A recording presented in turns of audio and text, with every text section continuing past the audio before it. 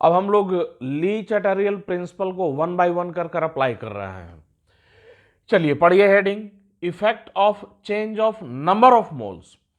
तो अगर कोई रिएक्शन इक्विलिब्रियम पर है और इक्विलिब्रियम पर होने के बाद रिएक्टेंट या प्रोडक्ट या दोनों के नंबर ऑफ मोल्स को चेंज कर दें, तब इक्विलिब्रियम डिस्टर्ब होकर फॉरवर्ड में जाएगा, बैकवर्ड में जाएगा, कैसे जाएगा समझिए।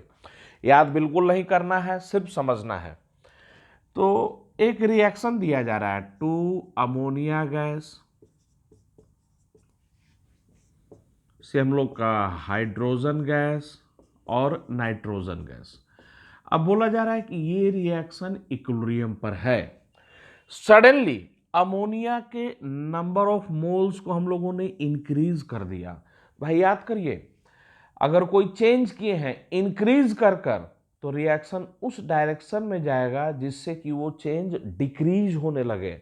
और अगर कोई चेंज किए हैं डिक्रीज कर कर, तो रिएक्शन इंक्रीजिंग वाले डायरेक्शन में जाएगा। तो ध्यान में रखना है, कोई चेंज किया गया है इंक्रीज कर कर, रिएक्शन डिक्रीजिंग डायरेक्शन में जाएगा, और चेंज किए हैं डिक्रीज कर कर, रिएक्शन इंक्रीजिंग डायरेक्शन में जाएगा। तो हम लोग अप्लाई करते हैं।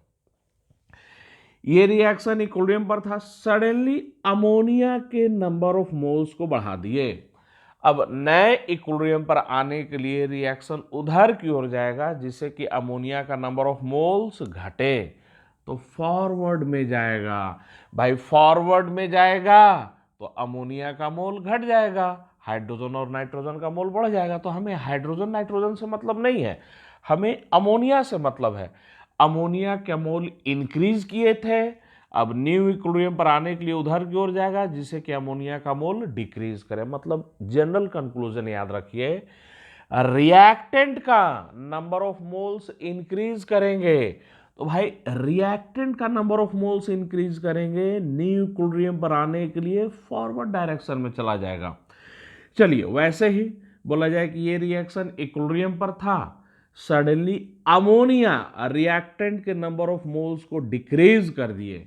तो रिएक्टेंट या अमोनिया के नंबर ऑफ मोल्स को डिक्रीज कर दिए, नए इक्विलिब्रियम पर आने के लिए उधर जाएगा जिससे कि अमोनिया का या रिएक्टेंट का नंबर ऑफ मोल्स बढ़ने लगे। किधर जाने पर बढ़ेगा? बैकवर्ड में। बैकवर्ड में शिफ्ट करेगा, अमोनिया का अमाउंट या मोल बढ़ने लगेगा, हाइड्रोजन नाइट्रोजन घटने लगेगा। चलिए वैसे ही बोला जाए कि ये रिएक्शन इक्विलिब्रियम पर था, सडनली प्रोडक्ट का हाइड्रोजन या नाइट्रोजन या दोनों का नंबर ऑफ मोल्स बढ़ा दिया गया। तो प्रोडक्ट के नंबर ऑफ मोल्स को बढ़ा दिए हैं, नए इक्विलिब्रियम पर आने के लिए किधर की ओर जाएगा? उस डायरेक्शन में जाएगा जिससे कि इनका मोल्स डिक्रीज करे। तो किधर जाने पर डिक्रीज करेगा? बैकवर्ड में। बैकवर्ड में शिफ्ट कर जाएगा, हाइड्रोजन और नाइट्रोजन का मोल डिक्रीज करेगा। चलिए नेक्स्ट आप लोग बताइए। बोला जाए कि ये रिएक्शन इक्विलिब्रियम पर था, सडनली प्रोडक्ट का हाइड्रोजन या नाइट्रोजन या दोनों का मोल डिक्रीज कर दिया गया। तो सडनली प्रोडक्ट का मोल डिक्रीज कर दिए, न्यू इक्विलिब्रियम पर आने के लिए रिएक्शन उधर की ओर जाएगा जिससे कि इनका मोल बढ़े। तो किस डायरेक्शन में जाएगा? फॉरवर्ड में जाएगा। फॉरवर्ड में जाएगा, हाइड्रोजन और नाइट्रोजन का मोल बढ़ जाएगा। तो ये स्टेटमेंट हम लोग अपने नोट्स में अब लिखते हैं।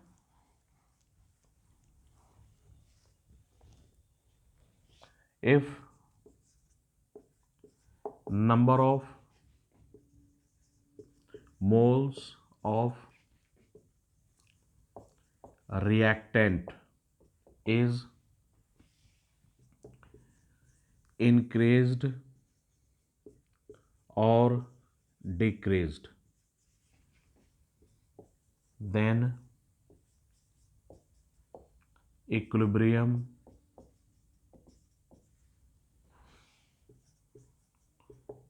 shifts towards, याद नहीं रखना है, अब आप लोग बताइए। पहले इंक्रीज्ड का, if number of moles of reactant is increased, ऐसे लिख दीजिए यहां पर, रिएक्टेंट से प्रोडक्ट। और अब डायरेक्ट आंसर दीजिए आप लोग खुद से। If number of moles of reactant is increased, तो रिएक्शन इक्विलिब्रियम पर आने के लिए उधर की ओर जाएगा, जिससे इसका मोल डिक्रीज करे। तो किस डायरेक्शन में? फॉरवर्ड डायरेक्शन में। Then equilibrium shifts towards forward direction. चलिए, अभी पूरा नहीं हुआ है, अब पढ़िए। If number of moles of reactant is decreased, reactant के नंबर ऑफ मोल्स को डिक्रीज कर दिया गया है, रिएक्टेंट के नंबर ऑफ मोल्स को डिक्रीज किए, न्यू इक्विलिब्रियम पर आने के लिए उधर की ओर जाएगा, जिससे कि रिएक्टेंट का नंबर ऑफ मोल्स बढ़े। रिएक्टेंट का नंबर ऑफ मोल्स कब बढ़ेगा? जब ये बैकवर्ड में शिफ्ट करेगा। तो किस डायरेक्शन में? बैकवर्ड डायरेक्शन में। तो हमेशा ध्यान में रखना है, ली चैटर्जियल प्रिंसिपल में ऑलवेज इंक्रीज किए हैं डिक्रीजिंग डायरेक्शन में, डिक्रीज किए हैं इंक्रीजिंग डायरेक्शन में, टुवर्ड्स फॉरवर्ड और backward direction.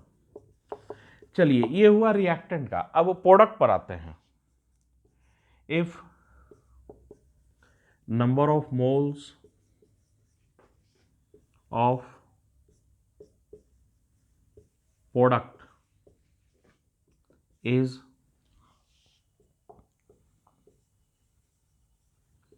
increased or decreased. If number of moles of product is increased or decreased, then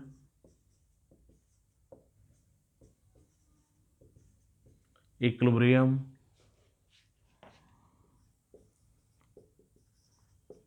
shifts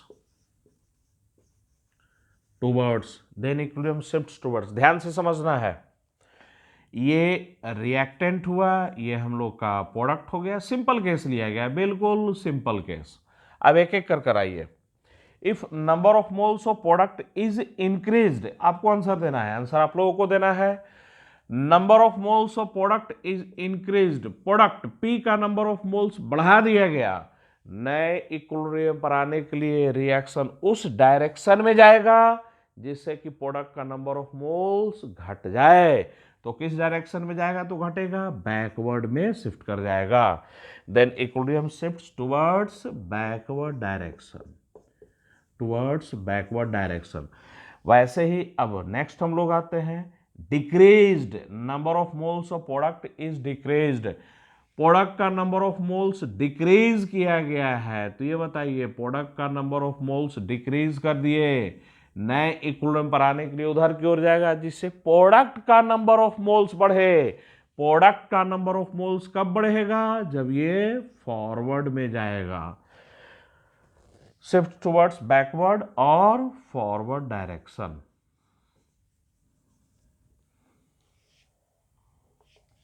और फॉरवर्ड डायरेक्शन।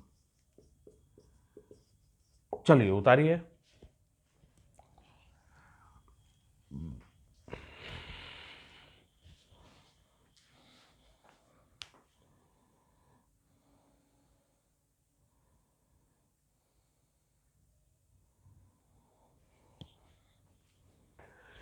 चलिए, ये तो इफेक्ट हुआ नंबर ऑफ मोल्स का, नंबर ऑफ मोल्स इंक्रीज कर they decrease कर दे। Number of moles के पर मास वर्ड भी हम लोग यूज कर सकते हैं या अमाउंट वर्ड भी यूज कर सकते हैं।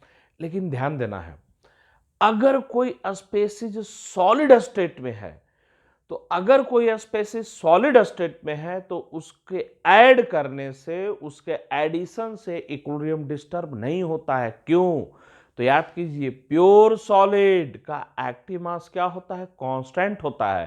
तो वो प्योर सॉलिड 1 ग्राम ऐड कर दे, 1 kg ऐड कर दे, 100 kg ऐड कर दे, भाई एक्टिव मास मोलर कॉन्सेंट्रेशन तो कांस्टेंट है।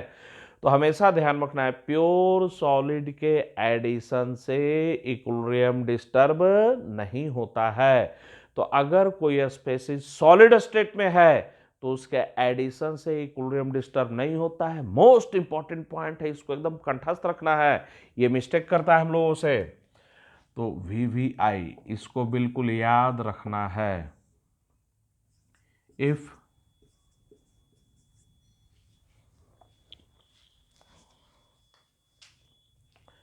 if any of the species is in solid state, then its addition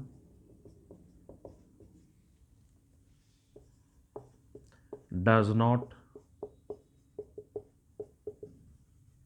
disturb. If any of the species is in solid state, then its addition does not disturb equilibrium. Then its addition does not disturb equilibrium. Example लेते हैं.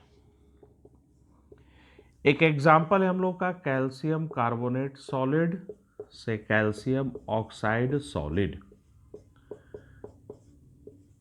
तो ध्यान दीजिए, ये जो reaction है calcium oxide के add करने से या कैल्शियम कार्बोनेट के ऐड करने से इसका इक्विलिब्रियम डिस्टर्ब नहीं होगा. तो addition of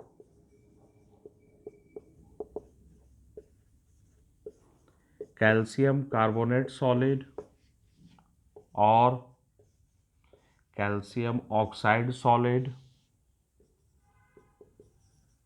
will not disturb equilibrium. will not disturb equilibrium. तो कैल्शियम कार्बोनेट और कैल्शियम ऑक्साइड सॉलिड के एडिशन से इक्विलिब्रियम डिस्टर्ब नहीं होगा.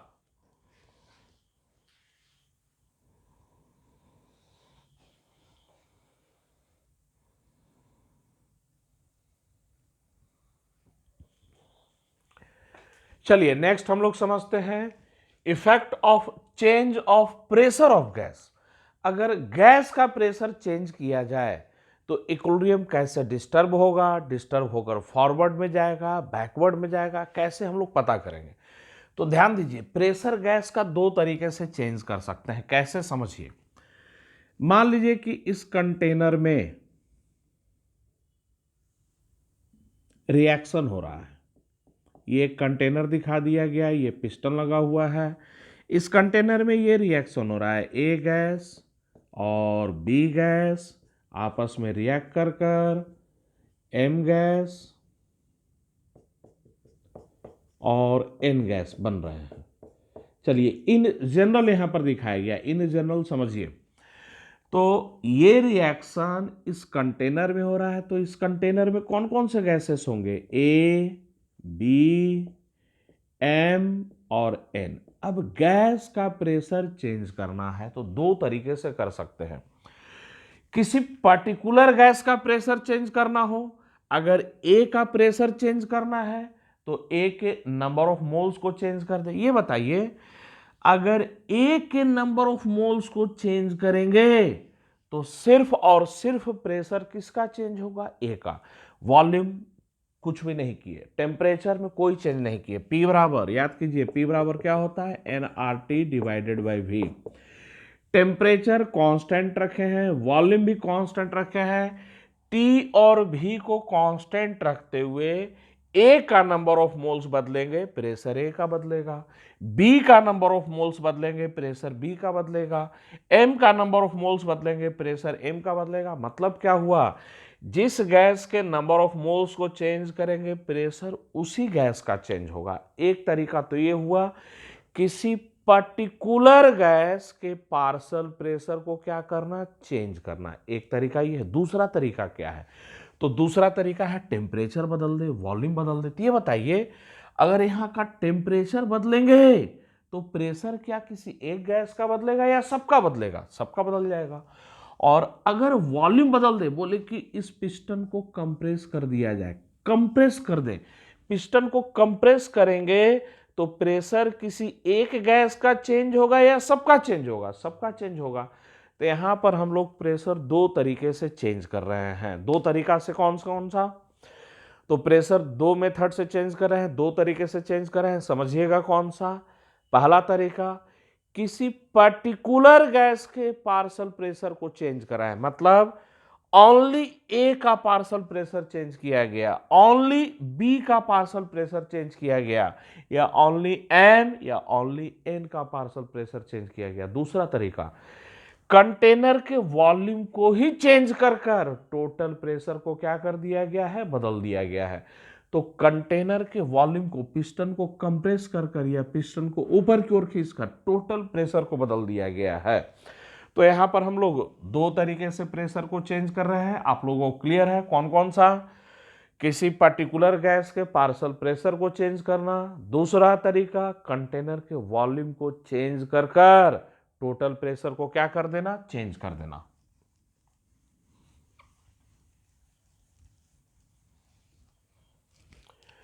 चलिए तो ए में लिखा जाए,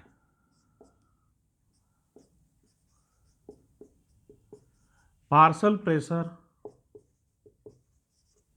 of A gas is changed. चलिए किसी गैस के पार्शियल प्रेशर को हम लोग क्या कर रहे हैं? चेंज कर रहे हैं। अब हम लोग कोई एग्जांपल नहीं, इन जनरल रिएक्शन लिखेंगे। ये है ए गैस प्लस बी गैस, सिर्फ समझना है, समझकर ही आंसर देना है। ये हम लोग का M gas plus N gas, समझिए ली चैटल प्रिंसिपल को। सबसे पहले तो ये बताइए, अगर ये रिएक्शन फॉरवर्ड में जाएगा तो ए और बी का प्रेशर क्या हो जाएगा? घट जाएगा, और एम और एन का प्रेशर क्या हो जाएगा? बढ़ जाएगा। ये ध्यान में रखें।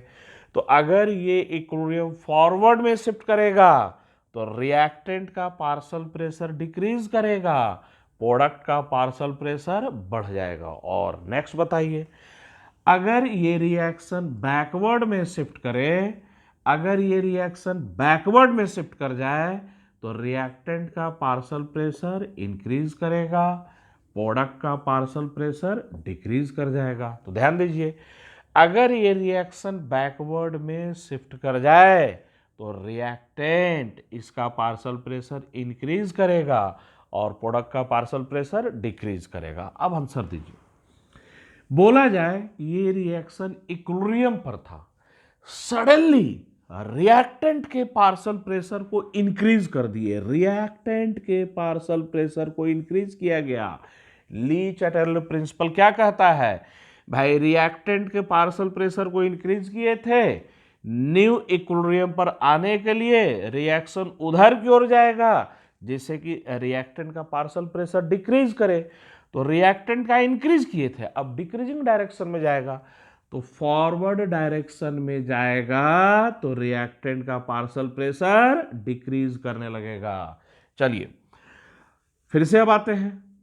बोला जाए कि ये रिएक्शन इक्विलिब्रियम पर था, सडनली अचानक से प्रोडक्ट के पार्शियल प्रेशर को इंक्रीज कर दिए। किसका इंक्रीज किए? प्रोडक्ट के पार्शियल प्रेशर को इंक्रीज किए। न्यू इक्विलिब्रियम पर आने के लिए रिएक्शन उधर की ओर जाएगा जिससे कि प्रोडक्ट का पार्शियल प्रेशर डिक्रीज करे। तो प्रोडक्ट का पार्शियल प्रेशर कब डिक्रीज करेगा? जब ये बैकवर्ड में शिफ्ट कर जाएगा। तो अब हम लोग लिखते हैं सेंटेंस, स्टेटमेंट लिखते हैं और वहां पर डायरेक्ट करेंगे। If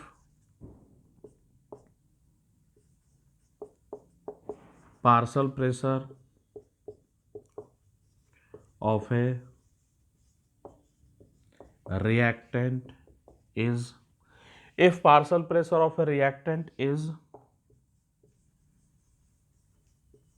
increased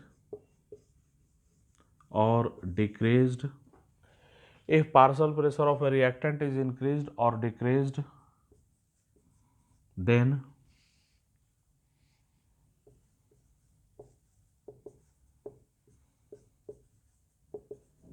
equilibrium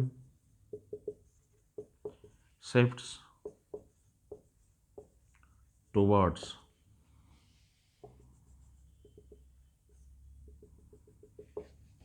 direction. चलिए fill in the blank, fill in the blank आप लोग को फिल करना है। आते हैं हम लोग सिंपल शॉर्ट तरीके से लिखते हैं। ये R for reactant, P for product, short तरीके से लिखा जाए समझने के लिए। एक एक कर कराइए। If partial pressure of A reactant is increased, reactant का पार्शियल प्रेशर इंक्रीज कर दिए, तो रिएक्टेंट के पार्शियल प्रेशर को इंक्रीज किए, न्यू इक्विलिब्रियम पर आने के लिए उधर की ओर जाएगा जिससे कि रिएक्टेंट का पार्शियल प्रेशर डिक्रीज करे। तो रिएक्टेंट का पार्शियल प्रेशर डिक्रीज करे किस डायरेक्शन में? फॉरवर्ड में। तो equilibrium shifts towards forward direction, towards forward direction. चलिए नेक्स्ट आते हैं। If partial pressure of reactant is decreased, reactant का पार्शियल प्रेशर डिक्रीज कर दिए हैं, रिएक्टेंट का पार्शियल प्रेशर डिक्रीज किया गया, तो नए इक्विलिब्रियम पर आने के लिए रिएक्शन उधर की ओर जाएगा, जिससे कि रिएक्टेंट का पार्शियल प्रेशर बढ़े। तो किस डायरेक्शन में जाने पर पड़ेगा? बैकवर्ड में। तो equilibrium shifts towards backward direction, backward direction.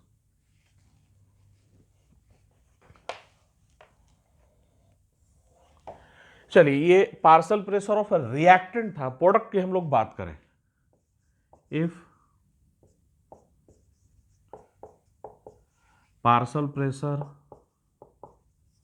Of A product is increased or decreased, then equilibrium shifts towards, then equilibrium shifts towards। अब आप लोगों को फिल करना है, मैं यहां पर आंसर दे देता हूं। इक्विलिब्रियम शिफ्ट्स टुवर्ड्स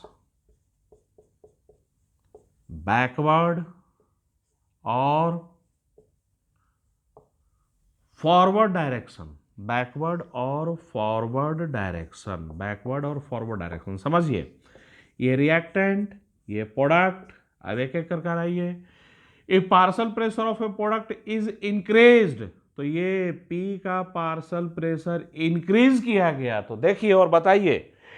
P का प्रेशर बढ़ा दिए, न्यू इक्विलिब्रियम पर आने के लिए उधर की ओर जाएगा, जिससे P का प्रेशर डिक्रीज करे। कब डिक्रीज करेगा? बैकवर्ड में जाएगा। तो शिफ्ट्स टुवर्ड्स बैकवर्ड डायरेक्शन। तो जैसे इंक्रीज किए थे वैसे ही आंसर किसका देना है? डिक्रीज का भी देना है। तो इसको याद नहीं रखना है, ये कॉन्सेप्ट से आंसर देना है।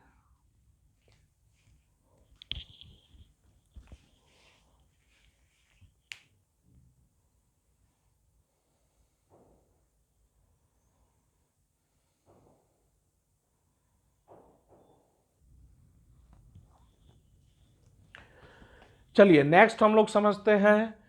Total pressure is changed. अब टोटल प्रेशर चेंज किया जा रहा है, कैसे? तो by changing the volume of container. तो कंटेनर के वॉल्यूम को चेंज कर कर टोटल प्रेशर चेंज कर रहे हैं। तो अभी मैंने फिगर बनाया था, ये कंटेनर में ऐसे पिस्टन लगा हुआ है। अगर पिस्टन को कंप्रेस करेंगे तो ये बताइए क्या होगा? टोटल प्रेशर इंक्रीज कर जाएगा। और अगर पिस्टन को ऊपर की ओर खींचेंगे तो टोटल प्रेशर क्या हो जाएगा? डिक्रीज कर जाएगा। तो ध्यान दीजिए भाई, ली चैटर्जियल प्रिंसिपल क्या कहता है?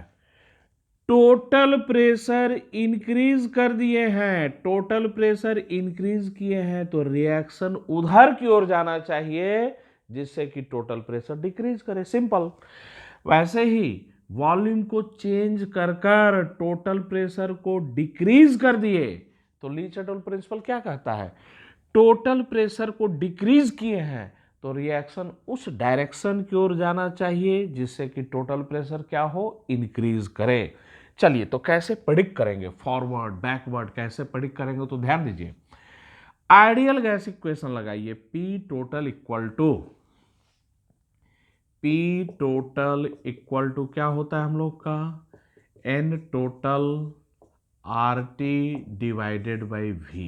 अब जरा ध्यान दें, total number of moles increase करेगा, N टोटल इंक्रीज करेगा, तो P टोटल भी इंक्रीज करेगा। N टोटल डिक्रीज करेगा, तो P टोटल भी क्या करेगा? डिक्रीज करेगा। आंसर धीरे धीरे स्टेप वाइज में बोलूंगा, बिल्कुल फुली कॉन्सेंट्रेट कीजिए, स्टेप वाइज सुनिए और आंसर देने का कोशिश कीजिएगा। बोला जाए कि कोई केमिकल रिएक्शन इक्विलिब्रियम पर था, सडनली अचानक से टोटल प्रेशर को इंक्रीज कर दिए। अब ध्यान दीजिए, सडनली अचानक से टोटल प्रेशर को इंक्रीज किए हैं, अब रिएक्शन उधर की ओर जाएगा जिससे कि टोटल प्रेशर डिक्रीज करे। और टोटल प्रेशर तो तभी डिक्रीज करेगा ना जब total number of moles decrease करेगा। तो total number of moles decrease करेगा मतलब less number of moles of gases, less number of moles of gases. तो ध्यान दें, फिर से मैं रिपीट कर रहा हूं, अगर रिएक्शन उधर की ओर जाए जिधर गैस का नंबर ऑफ मोल्स कम है, तो गैस का नंबर ऑफ मोल्स कम है तो टोटल प्रेशर भी घटेगा। फिर से रिपीट करते हैं, कोई केमिकल रिएक्शन इक्विलिब्रियम पर था, सडनली टोटल प्रेशर को इंक्रीज कर दिए। अब ली चैटरल प्रिंसिपल क्या कहता है, रिएक्शन उधर की ओर जाएगा जिससे कि टोटल प्रेशर डिक्रीज करे। टोटल प्रेशर तभी डिक्रीज करेगा जब गैस का total number of moles decrease करेगा। मतलब रिएक्शन किधर की ओर जाएगा, तो towards less number of moles of gases. चलिए आपके सामने लिखा हुआ है, फिर पढ़ कीजिएगा। बोला जाए कि कोई रिएक्शन इक्विलिब्रियम पर था, सडनली अचानक से टोटल प्रेशर को हम लोगों ने डिक्रीज कर दिया। तो सडनली टोटल प्रेशर को डिक्रीज कर दिए। ली चैटरियल प्रिंसिपल क्या कहता है, रिएक्शन उधर की ओर जाएगा जिससे कि टोटल प्रेशर बढ़े। अब यहां से देखकर बताइए टोटल प्रेशर कब बढ़ेगा, जब गैस का टोटल नंबर ऑफ मोल्स बढ़ेगा। तो towards more number of moles of gases, more number of moles of gases. अब वो देख लीजिए क्वेश्चन में लेस नंबर ऑफ मोल्स किधर है, मोर नंबर ऑफ मोल्स किधर है। वो तो क्वेश्चन पर डिपेंड करेगा कि less number of moles forward में है बैकवर्ड में है, मोर नंबर ऑफ मोल्स फॉरवर्ड में है या बैकवर्ड में है। तो ये भी पॉइंट याद करने वाला नहीं है, ये भी समझने वाला पॉइंट था हम लोगों का। अब मेंटली बताइए, ये रिएक्शन कोई रिएक्शन इक्विलिब्रियम पर है, सडनली टोटल प्रेशर को बढ़ा दिए, तो अचानक से टोटल प्रेशर को बढ़ाएंगे, नए इक्विलिब्रियम पर आने के लिए उधर की ओर जाएगा जिससे कि टोटल प्रेशर घटे। तो टोटल प्रेशर तभी घटेगा जब गैस का टोटल नंबर ऑफ मोल्स घटेगा, तो towards less number of moles of gases. और अगर टोटल प्रेशर सडनली डिक्रीज कर दिए, टोटल प्रेशर सडनली डिक्रीज कर दिए, तो नए इक्विलिब्रियम पर आने के लिए उधर की ओर जाएगा जिससे कि गैस का टोटल प्रेशर बढ़े। तो टोटल प्रेशर तभी बढ़ेगा जब गैस का टोटल नंबर ऑफ मोल्स बढ़ेगा, तो towards more number of moles of gases. तो ये फॉर्मूला अपने सामने रखिए, P total equal to N total RT divided by V. If total pressure is increased or decreased, then equilibrium shifts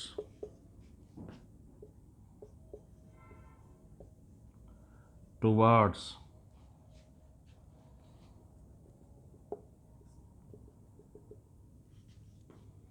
number of moles of gases। यहाँ पर आप लोग को फिल करना है, मोर लेस लेस मोर, क्या फिल कीजिएगा, तो याद कीजिए, if total pressure is increase, तो टोटल प्रेशर तो इंक्रीज कर दिए, तो नए इक्विलिब्रियम पर आने के लिए उधर की ओर जाएगा जिससे कि टोटल प्रेशर घटे। टोटल प्रेशर तभी घटेगा जब गैस का टोटल नंबर ऑफ मोल्स घटेगा, तो towards less number of moles of gases. चलिए, if total pressure is decreased, total pressure हम लोग डिक्रीज कर दिए, तो नए इक्विलिब्रियम पर आने के लिए उधर की ओर जाएगा जिससे कि टोटल प्रेशर बढ़ जाए। टोटल प्रेशर तभी बढ़ेगा जब गैस का टोटल नंबर ऑफ मोल्स बढ़ेगा, तो towards more number of moles of gases. लेकिन यहां पर एक पॉइंट हम लोग को नोट करना है, एक पॉइंट नोट करना है, किसी रिएक्शन का डेल्टा एन जी अगर जीरो हो तो if delta n g equal to zero, एक पॉइंट बड़ा ही इंपॉर्टेंट पॉइंट है, नोट करना है।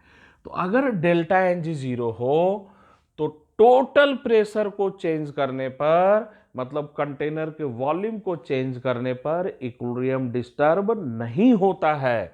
If delta n g equal to zero then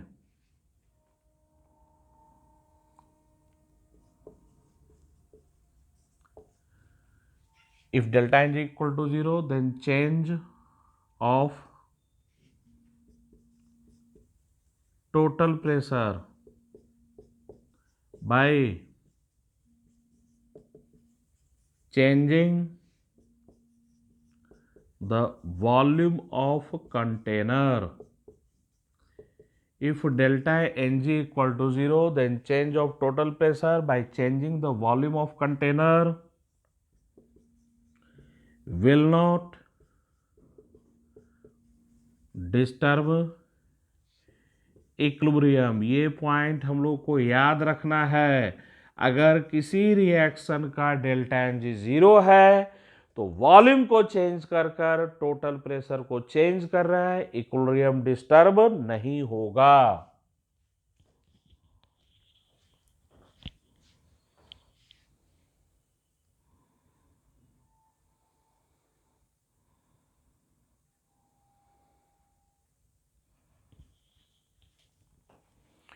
चलिए नेक्स्ट पॉइंट को हम लोग समझते हैं। बड़ा ही इंपॉर्टेंट पॉइंट है, VVI, very very important point. ये पॉइंट हम लोग को कंठस्थ कर लेना है। तो ध्यान दीजिए क्या स्टेटमेंट लिखा गया है। If no gases are involve in the reaction, तो कई इक्विलिब्रियम ऐसे मिलेंगे जहां पर कोई गैस इन्वॉल्व है ही नहीं। फॉर एग्जांपल आइस और वाटर का इक्विलिब्रियम। तो आइस और वाटर जब इक्विलिब्रियम पर है तो भाई ये आइस सॉलिड, ये वाटर लिक्विड, तो यहां पर इक्विलिब्रियम पर कोई गैस इन्वॉल्व है ही नहीं। ग्रेफाइट और डायमंड के बीच में इक्विलिब्रियम, ग्रेफाइट और डायमंड के बीच में इक्विलिब्रियम, तो यहां पर भी ग्रेफाइट सॉलिड, डायमंड सॉलिड। तो ऐसे कई इक्विलिब्रियम पाए जाते हैं जहां पर कोई गैस इन्वॉल्व होगा ही नहीं। तो पढ़िए सेंटेंस को। If no gases are involve in the reaction, तो अगर रिएक्शन में कोई गैस इन्वॉल्व हो ही नहीं, then increase of pressure shifts the equilibrium towards higher density solid और लिक्विड। तो ध्यान देना है, जैसे इन दो एग्जाम्पल में कोई गैस इन्वॉल्व है ही नहीं, तो प्रेशर को इंक्रीज करने पर इक्विलिब्रियम किधर शिफ्ट कर जाएगा, जिधर डेंसिटी ज्यादा हो, चाहे वो सॉलिड हो लिक्विड हो, उससे हमें कोई मतलब नहीं है। वो हायर डेंसिटी सॉलिड या हायर डेंसिटी लिक्विड की ओर इक्विलिब्रियम क्या कर जाता है, शिफ्ट कर जाता है। तो हम लोग सेंटेंस को फिर से पढ़ते हैं।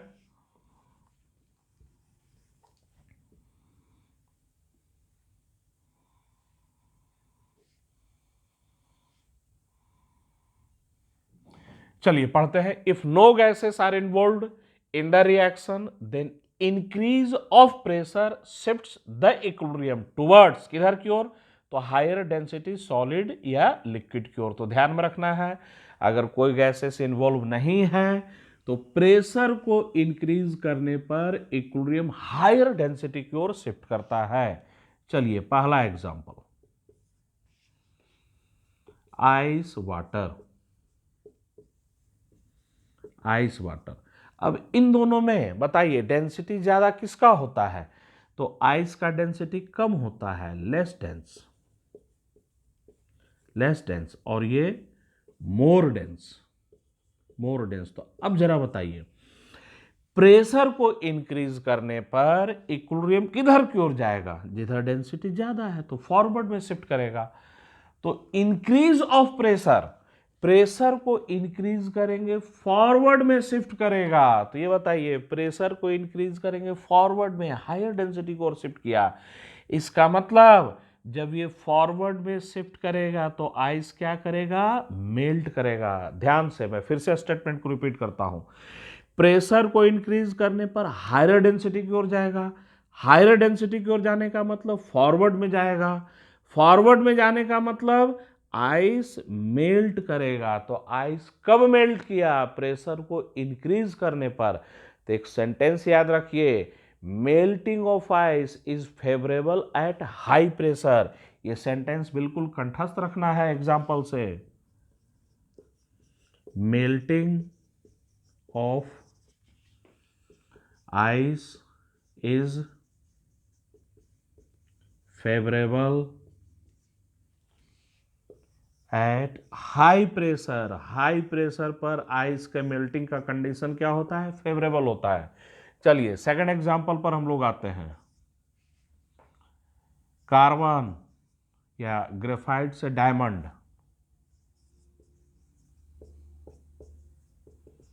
Graphite diamond. ग्रेफाइट की डेंसिटी कम होती है, लेस डेंस, डायमंड की डेंसिटी ज्यादा होती है, मोर डेंस। अब आप लोगों को आंसर देना है भाई, प्रेशर को इंक्रीज करेंगे हायर डेंसिटी की ओर जाएगा, हायर डेंसिटी की ओर जाने का मतलब फॉरवर्ड में जाएगा, फॉरवर्ड में जाने का मतलब डायमंड का फॉर्मेशन होगा। तो डायमंड का फॉर्मेशन कब हुआ, प्रेशर को इंक्रीज करने पर। रिपीट कर रहा हूं, प्रेशर को इंक्रीज करेंगे, इक्विलिब्रियम किधर की ओर जाएगा, हायर डेंसिटी की ओर। हायर डेंसिटी की ओर जाने का मतलब फॉरवर्ड में जाएगा, फॉरवर्ड में जाने का मतलब डायमंड का फॉर्मेशन होगा। तो डायमंड का फॉर्मेशन कब हुआ, प्रेशर इंक्रीज करने पर। तो हाई प्रेशर डायमंड के फॉर्मेशन के लिए क्या है, favourable condition. Formation of diamond is favourable at high pressure. Formation of diamond is